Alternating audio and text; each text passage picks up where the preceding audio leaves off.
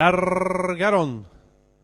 Sale decididamente a señalar el camino el participante número 2, muy tremendo, le toma medio cuerpo de ventaja al número 5, Hereje, que va en su búsqueda.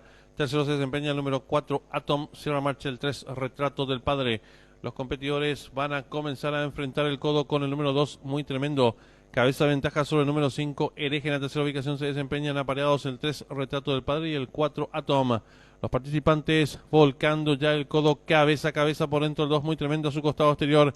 El número 5, Hereje, quedando en la tercera ubicación expectante. El número 3, Retrato del Padre. Más atrás lo viene haciendo el 4, Atom, y los competidores de la cuarta carrera se aprestan a hacer el ingreso a la recta final. Últimos 400 metros para el disco número 5, Hereje intenta la disparada, lo hace con 2 cuerpos y medio de ventaja sobre el número 2, muy tremendo. Tercero se desempeña el participante número 3, Retrato del Padre. Descuentan ya los últimos 250 metros para el disco, el número 5, Hereje, firme la delantera, lo hace con varios cuerpos de ventaja sobre el número 2, muy tremendo. Tercero se desempeña el número 3, Retrato del Padre. Descuentan ya los últimos 150 metros para el disco, el número 5, Hereje, y el triunfo asegurado.